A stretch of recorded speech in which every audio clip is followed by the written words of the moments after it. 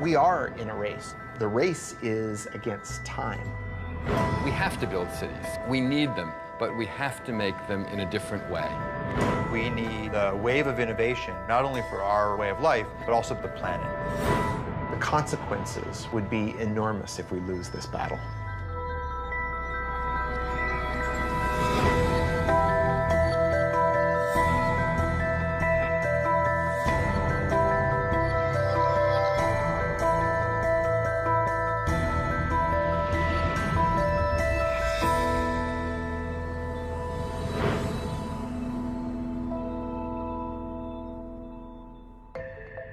I'm Thomas Getz, executive editor at Wired magazine. At Wired, we look at the innovators and innovations that are changing our world. In the next hour, we'll see 3 stories from acclaimed filmmakers about the future of energy.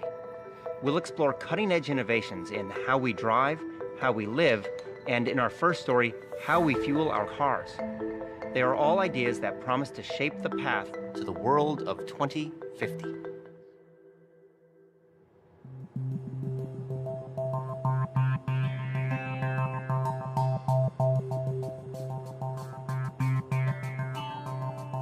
The world has right now close to 1 billion cars, and we might double the number of cars on the planet by 2050. So if we double the number of vehicles, we really increase the amount of fuel they consume, and that's going to have a big, big footprint in terms of our demand for resources to move all those vehicles around. We're pulling up carbon that's been stored underground and burning it in our automobiles and putting all that carbon dioxide into the atmosphere. If we don't reduce that, we could have changes in the climate that we could never recover from. There's a number of forecasts for what type of transportation economy we could move into. One vision is that we will use more and more liquid fuels. Another one is we'll use more and more electricity. And right now, more of the industrial activity is focused around liquid biofuels. The thing about a fuel is it's really unparalleled on a weight basis how much energy is in a gallon of fuel. And even if batteries develop as some of the advocates hope they develop, we're not going to see batteries running large trucks, and we're certainly not going to see an electrified air fleet. We're going to need transportation fuels for those that will directly replace the petroleum-based fuels that we're using today. This has kicked off people looking at a whole range of other alternatives to petroleum in your tank.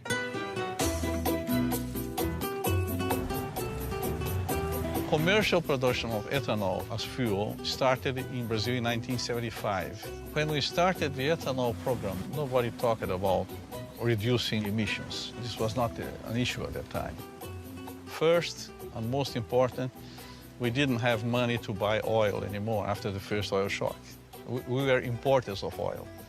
And today, more than 50% of all cars use ethanol instead of gasoline.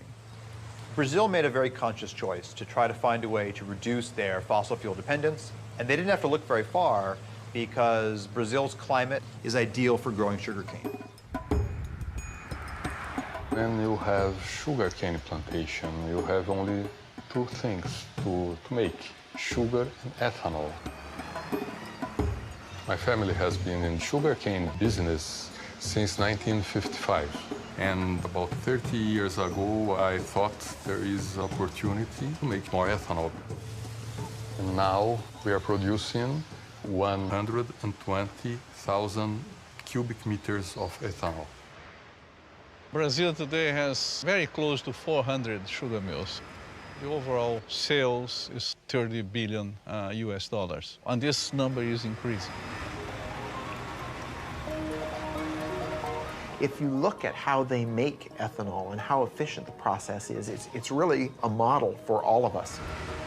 They grind the plant up, extract the sugar from the cane. The sugar goes into these large fermentation tanks, which combines sugars together with yeast that naturally produces ethanol. They use the rest of the plant to generate heat to distill the ethanol and turn it into fuel. They also use that heat to generate electricity renewably, not putting excess carbon dioxide in the atmosphere. Brazil has gotten to a point today where they're using about 40% less petroleum than they would be otherwise. But Brazil cannot supply the whole world with ethanol because they would have to cut very strongly into food production and into critical natural areas like the Amazon to make that happen. And this really boils down to the fact that there's only so much arable land, and growing fuel for our gas tanks is yet another demand on that landscape. We cannot kid ourselves in thinking that we found a general solution for the world problems. I think we will have to face the world in this way today. We have no oil in very large quantities anymore. We have no coal transformed in a clean way. In the meantime, we have to do the best we can. And the best at the moment is that we can do biofuels. Sugarcane to ethanol is an incredibly efficient process. You get out about 7 times the energy you put into growing the sugarcane. In the US, when we produce ethanol from corn, for every unit of input of energy, we get about the same amount of energy out. So we're really not gaining anything. We need a better process. We don't have to take what nature's given us. We can actually engineer plants and yeast to be more efficient, and that's the basis for a lot of the work that we're doing now. What we need to look at, though, is which of the pathways that come out of this are not only good financially, but those that are also good in sustainability. And this equation is really wide open right now. We are in a race to develop fuels. The race isn't with other countries, the race is against time.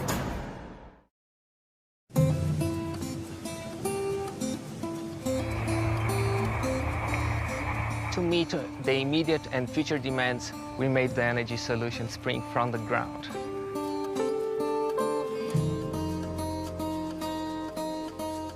Brazil is the most efficient ethanol-producing country in the world. Sugarcane alcohol from Brazil can reduce the total carbon footprint by up to 70% compared with the gasoline.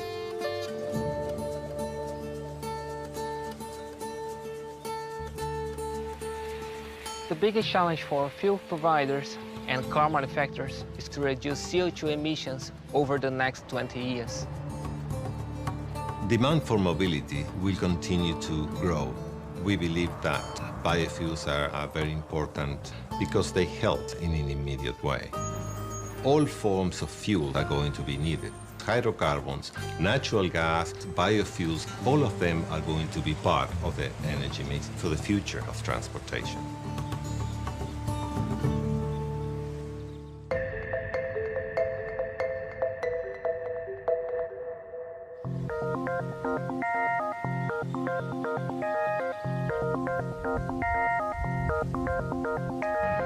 Brazil has been very successful at taking a resource they had and finding the process to make that into ethanol. And people call those first-generation biofuels.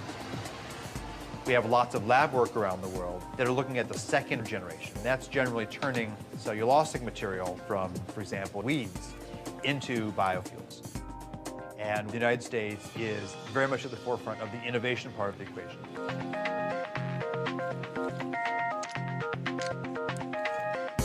For centuries, we have been using yeast to consume glucose and produce wine and beer.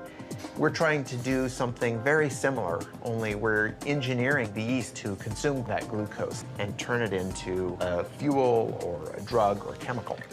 We call this synthetic biology. And when I started in this area, many of my colleagues said, "Oh, Jay, this is great work, but where's the application? What are you going to do with these tools? Who cares?"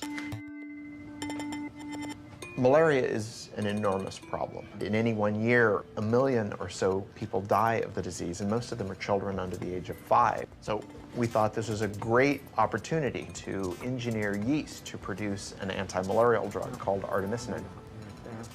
This drug is derived from plants right now, but it's too expensive for people in the developing world. So my laboratory engineered yeast to produce small quantities of artemisinin. Now that process is being scaled up and we'll have this drug on the market shortly, but at a substantially reduced cost.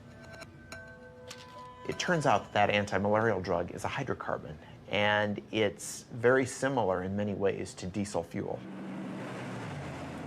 We thought, gosh, we could turn our attention now to fuels. We could make a few changes in that microbe to turn it into a fuel-producing microbe. If we imagine that glucose is going to be our new petroleum, we need a source for that glucose. And so the crops that we're looking at are crops like switchgrass. This is a native grass. It grows without a lot of water and on marginal lands, but we could turn into energy farms. The challenge, though, is that unlike sugarcane, it's very difficult to get the sugar out of that biomass. So we use what we call a pretreatment process to extract the glucose from the plant, and then we feed that glucose to a yeast that we've engineered to produce hydrocarbons. And that yeast takes in the sugar, and it changes its composition and gives us this high-energy molecule. They float to the top, you skim them off, you put them in your tank.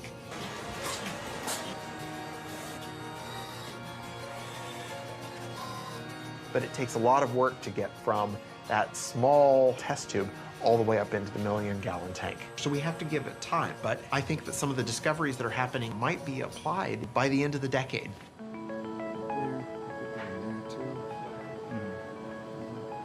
In terms of a sustainable equation for the planet, the role of biofuels is quite tricky. There are a variety of crops that do not compete directly with food, and finding ways to utilize those types of crops first, that's very attractive. So solving the science is part of the story, but then evaluating all of these new fuels in terms of the land use impacts that they could have, that is an even harder story than doing the good science. Imagine that you could have one process that could take in sunlight and carbon dioxide and turn it into fuel. And imagine if that didn't involve growing anything at all. The synthetic biologists are trying to take plants and make them do things that they wouldn't normally do. On the other hand, materials chemists like myself want to do artificial photosynthesis to improve on the process that nature does in real photosynthesis.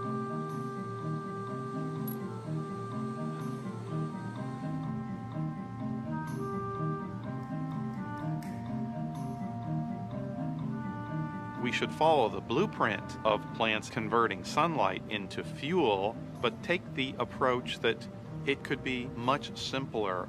All we really need is a light absorber that absorbs sunlight. We also need a catalyst like iron or nickel.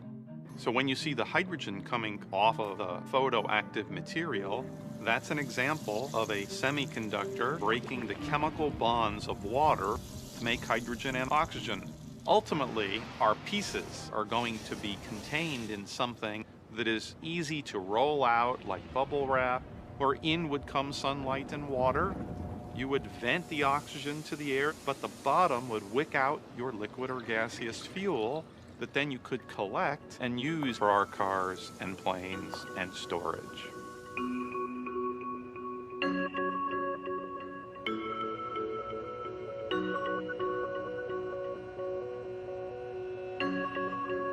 Our goal is within 2 years to have the first artificial photosynthesis solar fuels generator that we can hold in our hands, and then get to scale beyond that time. We're certainly not good at predicting the future, but to me, electric vehicles look like a sustainable option. We've heard proposals about things as far-fetched as nuclear-powered planes, and even some proposals to move freight around with lighter-than-air vehicles. And so, if the future in 2050 does include a fair amount of oil, what it means would be that we haven't deployed as many of these clean technologies as we already know are possible. If you think about how long it's taken for us to build up the petroleum industry, we can't hope to reverse that overnight. It's a huge change in our infrastructure. Yes, we should have been working on it 30 years ago. We didn't. We're trying to make up for that, and that means basic research needs to be done now and by as many people as possible. We have a long way to go, but I'm confident that we'll get there.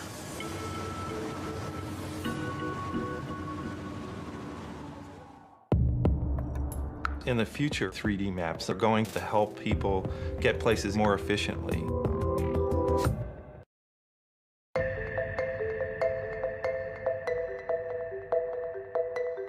As we just saw, the race to produce cleaner energy is charging ahead. In the meantime, demand for cars continues to climb. By 2050, it's predicted there'll be 2 billion cars on the planet, and fuel consumption will have tripled. To keep pace, we'll have to radically change the way we drive. Here's our next story, Driven by Design.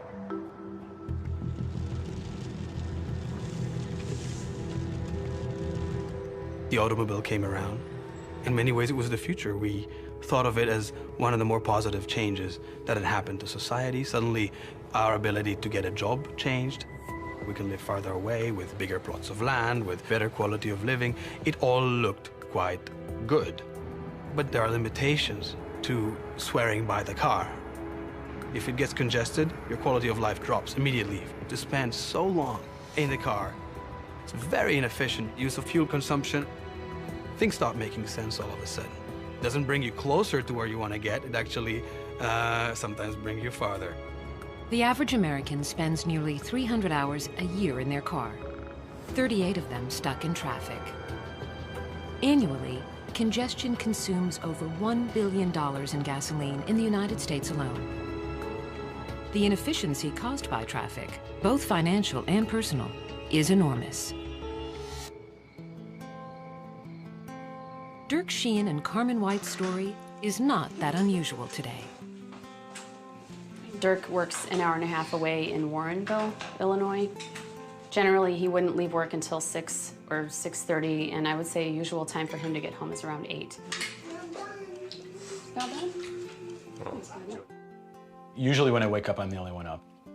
Sometimes the kids wake up with my routine. More often than not, I don't see them in the morning. I think about my commute when I wake up. I check the traffic report, see if there's any delays. The worst case scenario, it takes me 2 hours to get to work.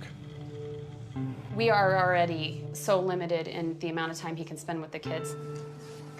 And our expenses are crazy high. We are spending $400 a month on gas.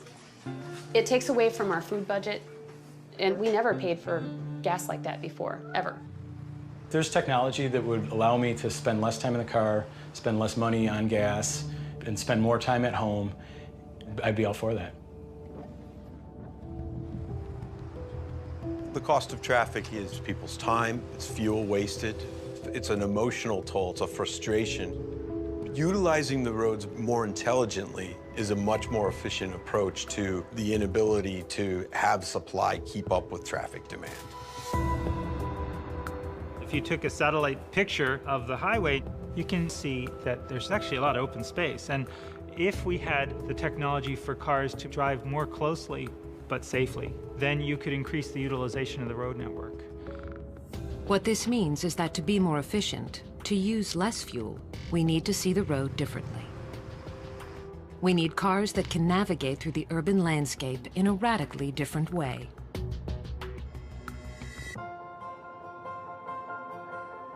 Maps in the future are going to be able to help people get places either more safely or more efficiently.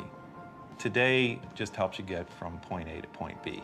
But what if I want to get someplace and use the least amount of fuel possible? Or if I've got a hybrid vehicle, I want to make sure I've got plenty of charge, not only get there, but to get back home. So information that is going to help people achieve the more efficient or the safer route is more detailed information about the road than a lot of people realize is possible to collect today. Here in Chicago, Nokia's Location and Commerce Unit is developing the next generation of mapping. LiDAR, sonar, 360-degree video, all are components of what Nokia calls digital mapping. We use 64 lasers that rotate and they collect data in a 3D way about the world. It creates what we call a point cloud of information. That point cloud allows us to measure distances then between the points that we collect. That system combined with the cameras with higher precision location detection through inertial measurement units, that whole data system allows us to collect 1.3 million points of data per second. Probably within 2 to 3 years, you're going to see 3D maps that are going to integrate the traffic information into your routing to help you understand. If I've got 5 different routes to take, which one is the most efficient today, given the way the stoplights are running, given the way traffic is running? All of those factors are going to be taken into consideration to make sure I've got the best route. But better mapping that can integrate topography, infrastructure, and density is only part of the answer. Another key to improving transport efficiency is building cars that drive themselves. Autonomous vehicle technology has a tremendous potential to improve efficiency of our road infrastructure. By removing humans from the equation, we eliminate all the things we do wrong behind the wheel. Speeding, changing lanes too often, merging haphazardly. And by marrying autonomous vehicles with sophisticated 3D maps, we can make driving safer and more energy efficient. That next generation vehicle is being built right now by the Swedish trucking company, Scania. The solution, as you see it, is that the vehicles can utilize intelligent maps, three-dimensional maps with traffic information. The vehicles will be intelligent and communicate with each other. They will talk to each other, they will talk to the infrastructure. And we will see completely autonomous driven vehicles.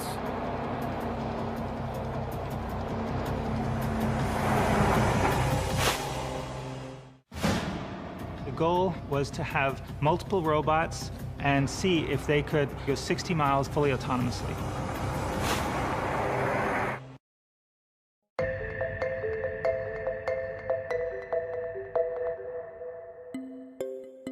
By displaying traffic density in the urban infrastructure in a revolutionary way, 3D digital maps will help create a more fuel-efficient future.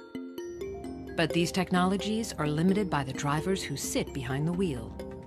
Some believe that for cars and trucks to be truly energy efficient, they will need to drive themselves. The technology is coming into play through sensors and capabilities for cars to drive autonomously. In 2007, the United States Department of Defense held a competition to see if a completely autonomous self-driving vehicle was possible. DARPA stands for the Defense Advanced Research Projects Agency. They held a competition to develop self-driving robots that could drive themselves in traffic. The goal was to have multiple robots, turn them loose on a course, and see if they could go 60 miles in 6 hours fully autonomously. Driving may be one of the most complex things we do every day. Drivers make dozens of decisions at any given moment. One study found that drivers were exposed to over 1,300 items of information per minute. We make so many decisions when we're driving without even thinking about it. So in creating our vehicle, a great component of the enterprise was developing software to handle lots of sensors, feeding lots of data, and generating a bunch of potential paths that the vehicle might follow.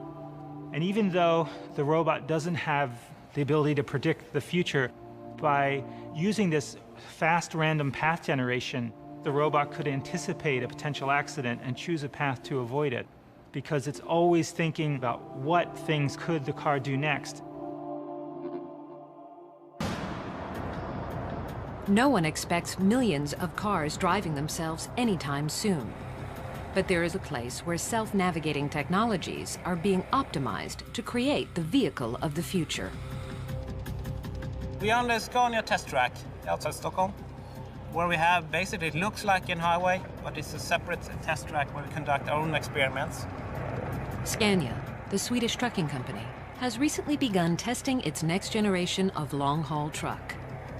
Utilizing radar, sonar, and intelligent mapping, they've been able to drastically reduce fuel consumption. We have this example with platooning, where we make use of the reduction in air resistance or air drag that you get from driving close to each other with heavy-duty vehicles. And in order to control this, you need to know where the other vehicles are, where their position, their velocity, their actions in the near future. And to be very close to the vehicle ahead of you requires that you have very accurate control. If you look at robotics broadly, there's a wonderful set of research on people looking at schooling of fish and and trying to develop the ability for robots to work together like that. So they're wonderful examples from nature of how cooperation can lead to more efficient resource utilization. You can see it when people are competing in Tour de France. They platoon to reduce air drag. They are not bicycling behind each other that close because it's fun or because they are racing. It is because they are reducing air drag, sitting behind the man who is leading. A truck traveling 55 miles per hour expends half its energy just to move the air around it. At 65 miles per hour, that number jumps to almost 2/3. Even if platooning can reduce the energy used by 10%, the savings would be substantial. If a vehicle in front of another vehicle wants to brake, it immediately sends out the brake message to the other vehicles, so they actually brake at the same time. The way we do this is we have an automated system. So now, for instance, if I take my feet off the acceleration pedal and turn the system on, the velocity is automatically governed by getting information from the vehicle ahead through its wireless system. We want these vehicles to maintain a short relative distance. So through this system, we can reduce the fuel consumption by utilizing the air drag reduction by 10%. And 10% would mean you will be able to save approximately 8,000 euros per single heavy-duty vehicle per year.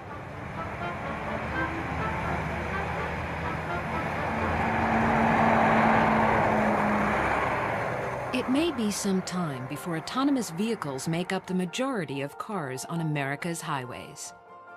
Nevertheless, some of these technologies are already making their way into our lives. Now, this polar baby wants to sleep. Do you get to pick up books every day, or is it just something that... I get to pick out books sometimes. Okay. When we look toward the future, the systems will absolutely make it safer and more efficient and less costly for you, and also make your life easier because you're spending less time on the roads. The city begins to talk, begins to tell you where is there congestion, what's going on in different areas of town. Suddenly, the car becomes a part of a much bigger ecosystem. We can look at how cars interact with other cars, how car interacts with infrastructure, and us, the drivers, can start to make smart decisions about how to move around. Suddenly, mobility becomes a whole other thing. No matter how much money they have, no matter how much oil they have, everybody has to go in a different direction.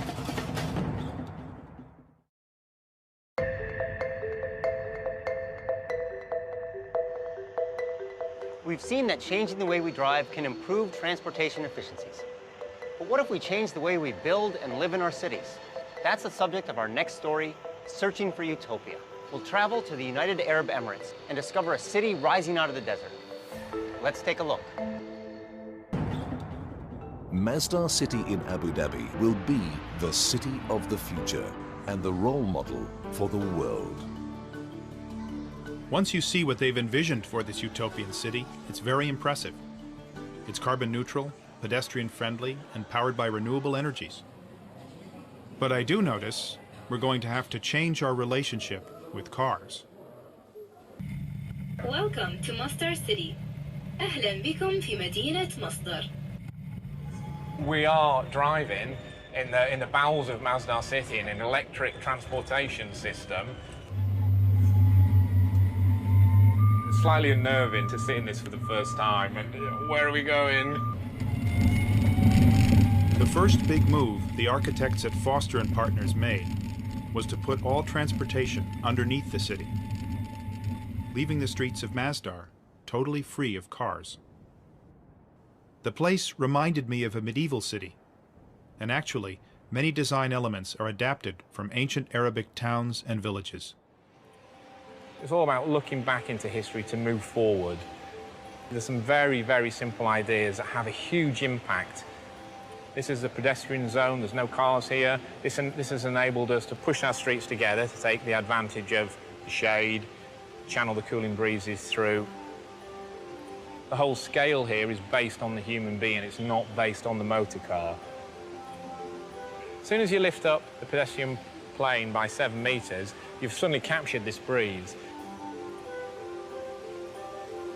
What you can see here in the balcony is we've got a modern interpretation of an ancient Arabic screen. What we must avoid is direct sunlight hitting any piece of glass. As soon as the sun hits the glass, the heat's transferred into the building and we have to use more energy to cool it down. Can this really make all that much of a difference? Yeah, absolutely. For example, downtown Abu Dhabi, 60-metre wide streets, black asphalt, mirrored, reflective buildings, no relief from the sun.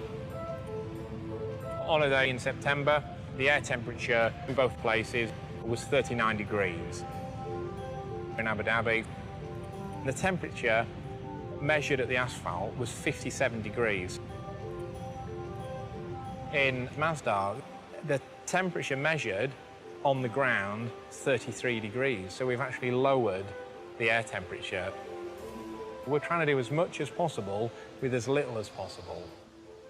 These simple design moves cut air conditioning needs by 60%.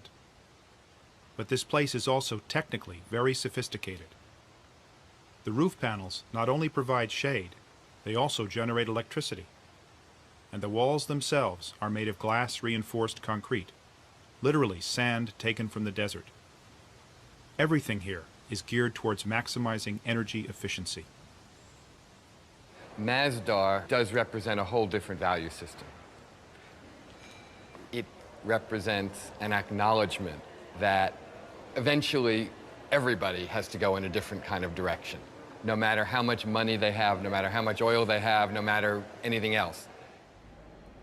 All of the cities here in this part of the world have come out of nowhere. There was nothing here not so long ago, except small settlements in the desert. And then all of this oil and all of this money, and suddenly, you know, wham, these cities started popping up. But they sprung up in a false love of a Western model that was already out of date. The model of the late 20th century automobile-based, energy-hogging city.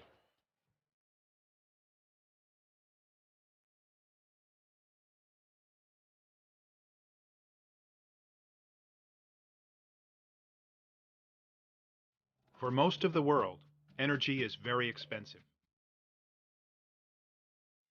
But the United Arab Emirates is sitting on 10% of the world's oil. And energy is cheap. So cheap, you can run a ski slope in a shopping mall and build the world's tallest skyscraper. But even here, cheap energy won't last forever, and the people behind Masdar are determined to find alternatives.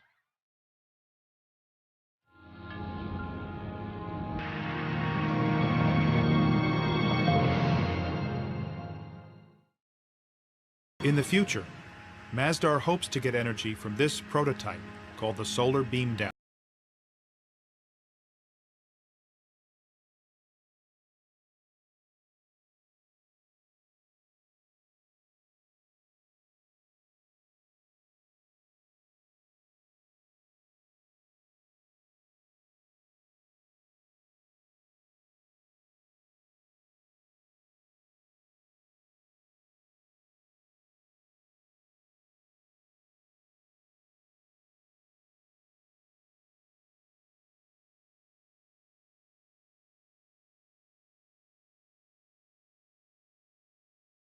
Solar technologies work at night.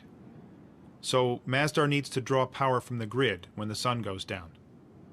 And that power comes from natural gas. The reality is, it's just not yet possible to power Masdar entirely without fossil fuels.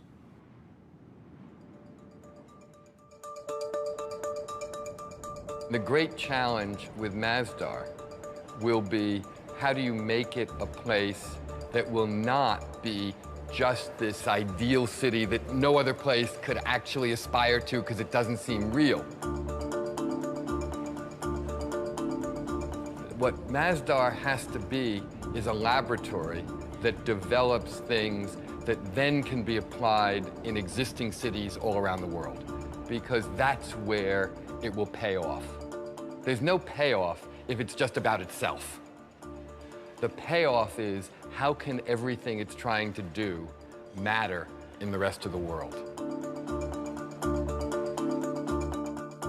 Right now, there's only a store, 2 restaurants, a bank, and a few hundred students living here. It's too early to tell if Masdar will work as a city when it's finished. But much has been achieved. They are carbon neutral and largely powered by renewable energies. Solutions here won't work everywhere, though.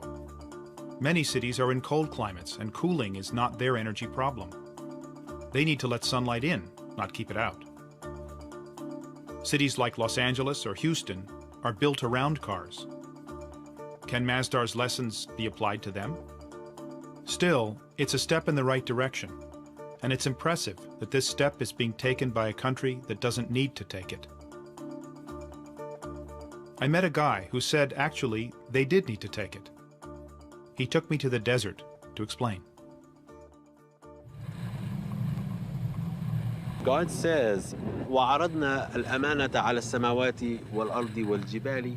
God talks about man's place in the universe, that this world is a trust. And God offered this trust to the mountains, to the heavens, to the land, to earth. And all refused it, refused to take this trust. But man, being adventurous, a bit vain, maybe too ambitious, being man, accepted it. Now, accepting it, there is a responsibility.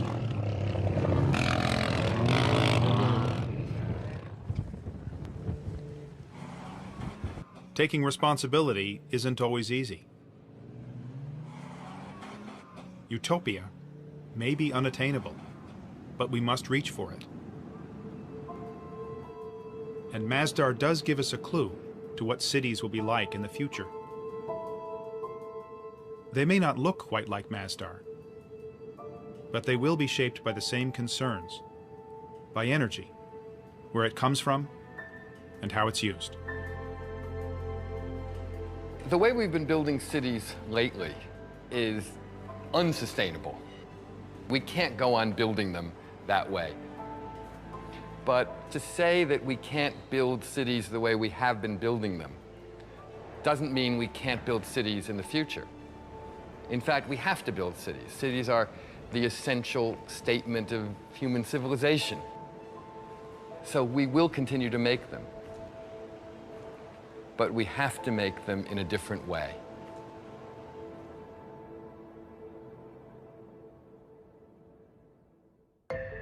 What we've seen is that the world of 2050 won't look drastically different from the world today. But the challenges of a growing population and increased energy use demand real solutions. It's innovations like those we've just seen that will be critical in charting our path to the world of 2050.